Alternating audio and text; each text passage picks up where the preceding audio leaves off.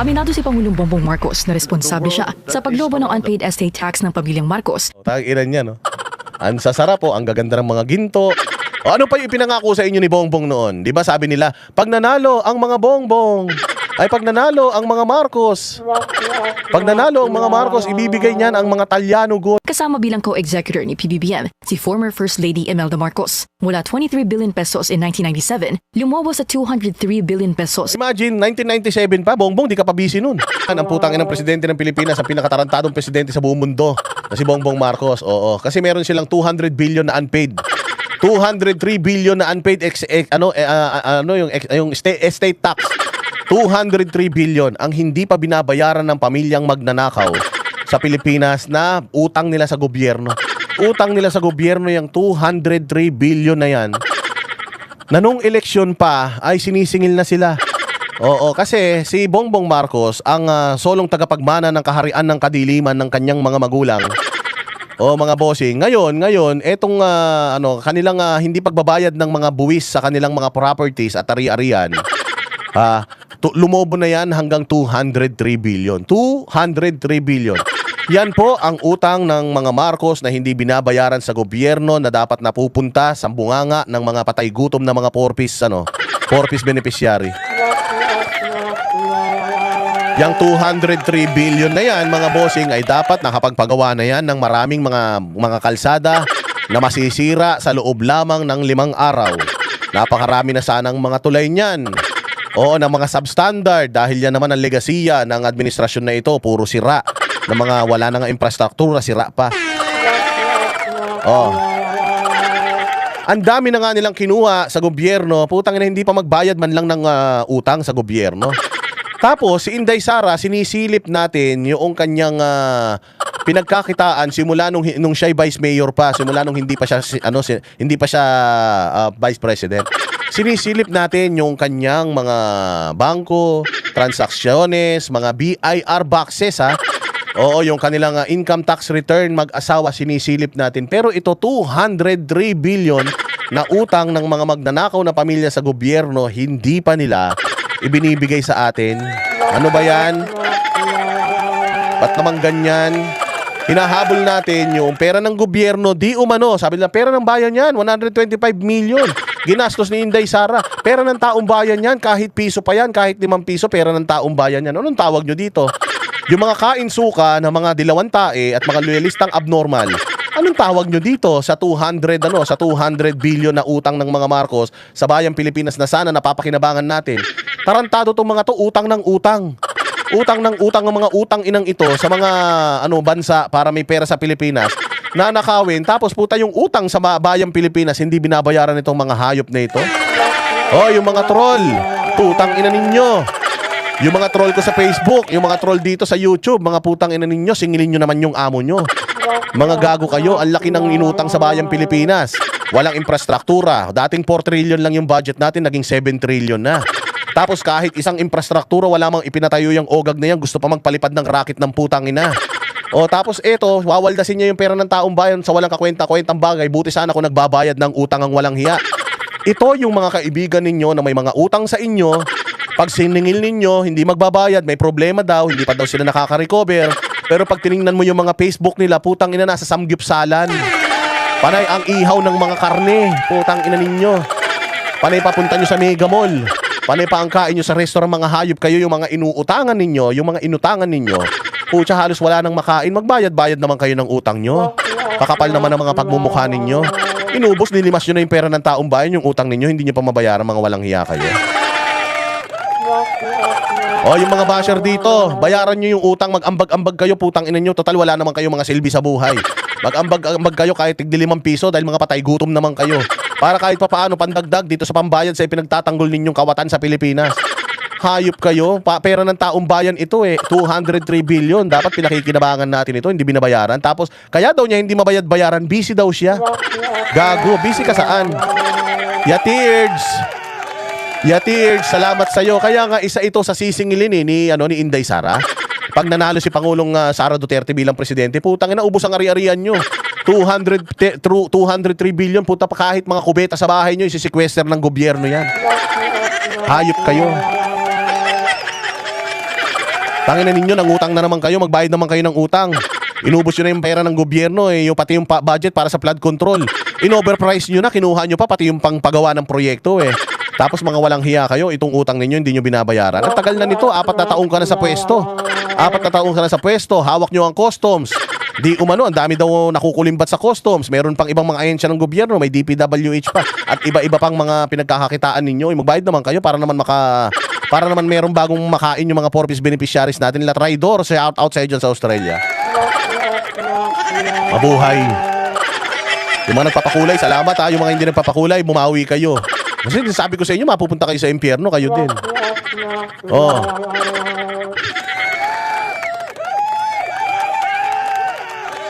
Oh, ayan na, yung mga basher natin, na mga tagapagtanggol ni Bongbong. Oh, singilin mo muna yung bossing mo. 203 billion, oh. Diyos ko po, corruption sa customs, si Paildon, wala na si Paildon. Sila na ang nasa gobyerno, 4 na taon na, putangin na mo, natutulog ka pa ba? 4 na taon na silang nagmamanage ng customs. Putangin na niya, noong panahon ni Pangulong Duterte, yung mga smuggled na mga sasakyan sinisira. Ngayon, nasan yung mga smuggled na sasakyan? Andun, nasa garahe ng mga amo nyo. Cooking Alaan, shout out sa'yo. Pangkapin muna to, Boss D. Tulog na ako, bukas ko na watch. Oo, bukas manood ka. Mas masaya na bukas. Salamat, bago ka matulog, nag-share ka muna ng blessing mo, ha. God bless you. Ulol, tangina ninyo, plain rubbish. Mga style nyo bulok. O paano nyo ngayon ipagmamalaki ito? 203 billion, hindi binabayaran ng amo ninyo. BBM pa rin? BBM pa rin? Tapos si Inday Sara, magkano? Magkano lang? 70 million. Yung hindi pa naliliquidate, ibig sabihin, nagamit sa proyekto pero hindi pa naliliquidate ng tama, walang ninakaw. May impeachment, tapos ito, puta, magnanakaw na nga sa pera ng taong bayan, pati ba naman yung utang sa gobyerno, hindi pa binabayaran. Hello? Hello? Ang ina ninyo. Oh, pakinggan ninyo ito, ha? Pakinggan ninyo ito. Para alam ninyo. Pasok. Muling naungkat ang usapin ng umano'y ill-gotten wealth ng pamilya Marcos. Aminado naman si PBBM na napabayaan niya ang hindi pa nababayarang bilyong-bilyong estate tax. Umamin yung bangag. Di umano. Sabi ng kapatid niya, bangag ha. Umamin yung bangag na hindi niya naasikaso. Putanginan yan. Yung utang mo nga, hindi mo maasikaso, yung Pilipinas pa kaya? Paano mo sasabihin na mahal mo Pilipinas? Naniningil ka sa buwis ng taong bayan, tapos ikaw hindi ka nagbabayad ng buwis? Ha? Pwede ba yon? Pwede ba yon? Naniningil ka ng buwis sa mga Pilipino? Ha? Naniningil ka sa buwis ng mga Pilipino, lahat ng mga nagtatrabaho, magkandakuba na. Nag-i-issue pa ng LOA ang BIR sa mga negosyo na mga hindi nagbabayad ng tamang buwis sa kanila, iniimbestigahan. Tapos ito, presidente ng Pilipinas, humahawak ng pera ng Pilipinas, humahawak ng buwis ng taong bayan, tapos hindi nagbabayad ng buwis. Ano yan? Ha? Ano yan? Lista sa tubig? Ang galing, kawatan na, estapador pa? Saan ka naman? Ha?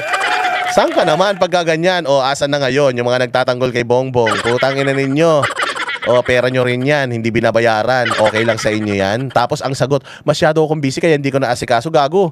Paano ka naging busy? Wala kang nagagawa sa Pilipinas Wala kang bagong proyekto Utang ka ng utang, utangin na ka, wala kang nagagawa sa Pilipinas. Tapos sasabihin mo busy ka kaya hindi mo naasikaso yung utang mo. Utang na nyo. Oy, kakapal ng mga mukha, ano yan? Puro pakabig, walang puhunan. Sobra naman kayo. Dahil busy raw siya bilang presidente. Aminado si Pangulong Bongbong Marcos na responsable siya sa paglobo ng unpaid estate tax ng pamilyang Marcos. Tag-ilan niya, no? Ang sasarap ang gaganda ng mga ginto. O ano pa yung ipinangako sa inyo ni Bongbong noon? Di ba sabi nila, pag nanalo ang mga Bongbong, ay pag nanalo ang mga Marcos. Pag nanalo ang mga Marcos, ibibigay niyan ang mga Talyano Gold. Asa na yung Talyano Gold? Gago kayo, yung ginto natin doon sa yung ginto natin sa sa Bangko Sentral, tangina niya binenta. Binenta, di natin alam kung saan mapupunta. Yung pala, putsang ina niyan. Samantalang kahit isang piraso ng ginto, itong mga Talyanista na ito, mga bobo loyalista, kahit isang kusing wala silang natanggap. Hayop yan. Happy Sunday, Jenny Park. Mabuhay ka. God bless you. I love you. Iba ang boss mo ngayon. Oo. May sakit pa tayo pero walang sakit-sakit kahit anong sakit natin. Kahit anong sakit natin, kahit na tayo mabulag, mabingi. Kutsa hindi tayo ihinto, babanatan natin tong mga demonyo na ito sa Pilipinas. Ha? Ang ina nyo. Kayo ba mga troll kayo, nakatanggap na ba kayo ng ginto kay Bongbong? Gago, gintong pangako. Feeling nyo naman mababayaran kayo ni Bongbong. Suga pa sa pera yan, tanga. Yung mga troll dito na nag-aasam-asam na mabayaran sila. Baka sakali matulad sila kay Falsis, yung mga bobong pangit na mga vlogger na maambunan din sila. Gago, di kayo maambunan. Hindi kayo importante. Tangina yung mga magnanakaw na yan, walang ibang iniisip yan kundi sarili. O kaya kahit magpakatanga kayo, kumain kayo ng tain nila, hindi kayo babahagian ng mga yan. Puta, utang nga sa Pilipinas, di nila binabayaran kayo pa. Hello? Mga gonggong. Tangina ninyo. Asan na ang gintong ipinangako sa inyo? Babayaran daw ang utang ng Pilipinas. Etong babaeng to, si Imelda. O pag nakabalik daw sila sa posisyon, isosoli daw nila lahat ng pera na para sa Pilipino. Yung mga pera daw na mga nasa ibang bansa na itinago ng asawa niyang kawatan, ibabalik daw sa mga Pilipino, pera daw ng Pilipino. Ulul! Pera ng Pilipino, putangin na ninyo, wala nang natira kahit isang kaso ninyo sa sa Sandigan. Lahat ng kaso niyo sa Sandigan, ill-gotten wealth, putangin na absuelto na kayo. O hindi naman kayo nagbalik sa tao, mga hayop kayo, kinuha nyo pa yung pera ng taong bayan, mga buwisit kayo. Ang ina nyo, mga kawatan. Dapat palitan nyo na apelyido ninyo dapat hindi na Marcos O, dapat ang apelyido ninyo, Lupin. O, Bongbong Lupin, ganun. Imelda Lupin.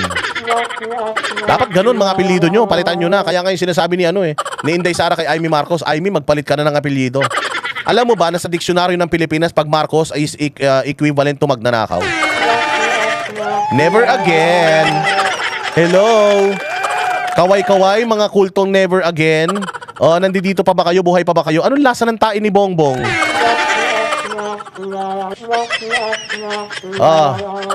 Lahat ng mga lahat ng mga loyalista diyan, tanungin natin, mas masarap ba yung tain ni Bongbong pag may betchin? O kaya ito hindi pa namamatay ito, matagal mamatay ito. Matagal sa sobrang dami ng ninakaw nito. Tsaka na hindi niya patapos bilangin.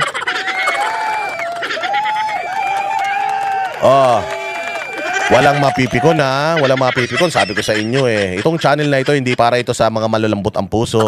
Itong channel na ito hindi ito para sa mga sa mga bait-baitan, mga pinalaki sa simbahan. Yung mga dating mga choir, mga kolektor sa simbahan, yung mga nasa music ministry, sa mga kani-kanilang mga simbahan, hindi po ito para sa inyo. Itong channel na ito, mauulol kayo. Lalo na kung kayo ay mga loyalist ng tanga, mga dilawan tae, putangin na ninyo kayo pupunta rito, atakihin kayo sa puso. Maniwala kayo. Hayop na yan, Asan na yung mga basher natin? Pwede ba i-bash nyo muna si Bongbong, magbayad muna ng utang? Bago nyo kami i-bash, bago nyo i-bash mga Duterte, bago nyo hanapin yung mga yaman, sabi nyo nakaw na yaman ng mga Duterte, baka naman pwede. Umami na si Bongbong, 4 na taon na siya sa pwesto, hindi pa daw niya naasikaso yung estate tax nila, kaya lumobo na ng 203 billion. Sobrang busy daw siya sa pagiging presidente. Gago, natulog ka lang ng tulog Monday to Friday lang ang trabaho mo, wala ka ng weekend, kahit bumabagyo sa Pilipinas ng weekend, hindi ka nararamdaman, tas busy ka. Saan ka na naman busy? Sa pangungulangot. Saan ka na naman busy sa pagsasalsal mo? Saan na naman kayo busy? Sa sobrang busy ninyo, sa sobrang sabog ninyo, pinaghihiwalay daw nila yung 3-in-1 na kape. Alam nyo yung 3-in-1 na kape? 3 yun may kape, may creamer, mayroong asukal. Hinihiwalay-hiwalay daw nila yun. Nila.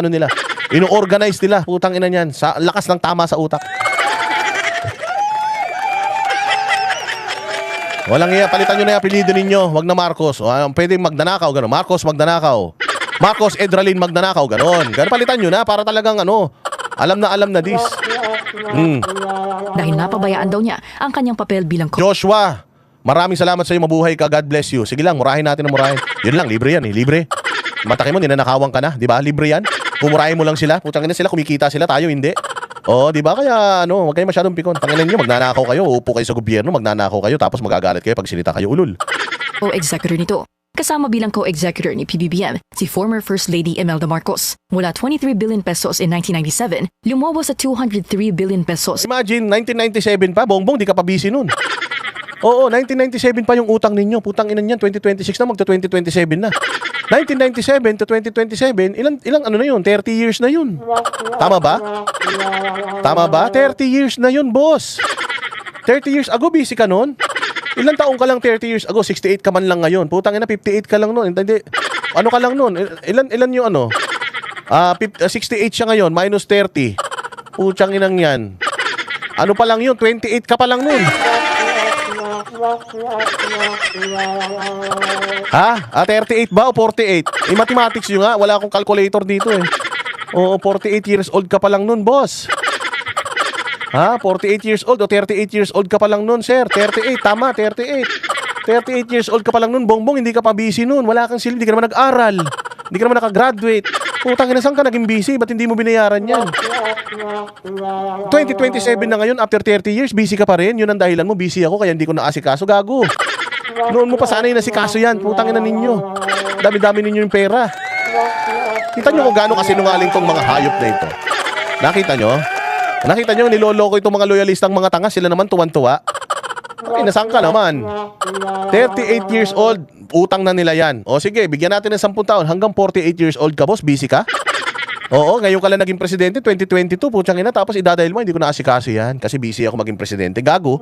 Di sana, bago ka maging presidente, nilinis mo muna yung pangalan mo, ang kapal ng mukha mo, hahawak ka ng buwis ng taong bayan, tapos di ka nagbabayad ng buwis. Yan yung sinasabi namin sa inyo. Di ba sinabi namin sa inyo? Pero alam ninyo, it is a blessing in disguise.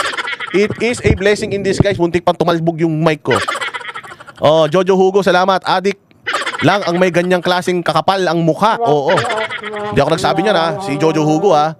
Oh, pero alam nyo, it is a blessing in disguise na talagang hindi tumakbo si Inday Sara bilang presidente. Blessing in disguise. Why? Di ba ang dami sa inyo nagagalit? Si Inday Sara may kasalanan nito, si Inday Sara may kasalanan na ito. Sa totoo lang, itong kahirapan na nararanasan natin ngayon dahil sa kamay nitong mga hayop na ito, itong kahirapan na nararanasan natin nga to, goods to. Bakit? Kasi there's always a light at the end of the tunnel. Sabi nila, in every storm, however hard the rainfall is, talagang humihinto yan at nagkakaroon yan ng rainbow. Sa sobrang dilim ng gabi, magkakaroon ng umaga yan. Alam niyo, napakaswerte natin na si Inday Sara ay tumakbong Vice President. Bakit? Nabisto natin lahat eh. Nabisto natin ang trabaho ng Congress, nabisto natin itong mga Marcos Lalo, nabisto natin yung mga dilawan na wala pala talaga silang mga prinsipyo. Yung mga congressman ninyo, nakilala ninyo na mga mukhang pera at mga magnanakaw, nakilala natin si Martin Romualdez, si Zaldico, at lahat ng mga magnanakaw sa Pilipinas nakilala natin dahil sa ginawa na yan ni Inday Sara. Kaya blessing talaga si Inday Sara sa Pilipinas na kahit na sobrang dami ng nararanasan nating problema ngayon, alam natin na hindi na tayo magpapabudol ulit sa mga hayop na ito at nalaman natin, nakilala natin yung mga ahensya ng gobyerno, yung mga tao na mga dating nakadikit sa Duterte na mga sip-sip lang, nakilala na natin sila ngayon. So pagdating ng 2020 sa mga susunod na mga eleksyon, alam na natin yung mga style nila kasi nakaukit na ito sa history ng Pilipinas, itong mga hayop na ito, mga apelyido ng mga demonyo na ito at hindi na ito makakabalik sa kapangyarihan at hindi na ito makakapangnakaw sa atin. So blessing si Inday Sara na hindi tumakbo bilang presidente. Diba? Busy daw siya, 38 years old pa lang, utang nyo na yan. Tapos ngayon, 68 ka na, mamamatay ka na, hindi naman nahahaba ang buhay mo. So, sino magbabayad yan? Ito si Sandro. So pag naipamana kay Sandro yan, ano naman sasabihin ni Sandro? Busy siya. Saan na naman siya busy? Busy na naman siya sa customs, ganon. Sa pang-i-smuggle, magiging busy na naman siya. Di umano. Yan ang dapat na sinisingil natin, mga bossing. Yan ang dapat na sinisingil natin, di yung kung anik-anik. Pasok! In 2022, as confirmed by the Bureau of Internal Revenue, ang bayarin ng pamilya dahil sa compounded interest. You know more about this than I do. And I have to admit that I have neglected some of my duties as co-executor because I've been very busy. Ang inan yan, na-neglect daw niya yung kanyang responsibility as a co-executor because he's been busy with what? With all the things that the president is busy with. Busy daw siya. Busy daw siya. Kaya hindi niya nabayaran yung utang niya. Pwede ba nating sabihin na hindi ko binayaran yung utang ko kasi talagang demonyo kami? Satanas man kami talaga. Galing man kami sa lahi ni Cain. Oo, ang dugong nananalaytay sa amin. Kami yung ng buyo kay Eva at Adan para gumawa ng kasalanan. Pamilya namin yun. Oo, yung aming history biblical. Lahat ng maisip ninyong kademonyuhan, kasamaan, puta nananalaytay sa amin. Kaya ini-expect talaga ninyo na magbabayad kami ng utang? 203 billion, sa tingin niyo babayaran namin niya? Si Eva tsaka si Adan nga, tinuruan namin magkasala. Si Cain nga ilahi namin, pinatay yung kapatid niya. Diba? Ganyan kasama yung pamilya na yan. Mantaki mo sa sobrang sinungaling nito, sobrang busy daw niya maging presidente. Kaya hindi daw niya naasikaso yung kanyang utang. Gago, 1997 pa? 2027, so 29 years na? 29 years na ngayon. Busy ka ng 29 years, putang inang yan. Hindi, ano hindi ka natulog, ganon?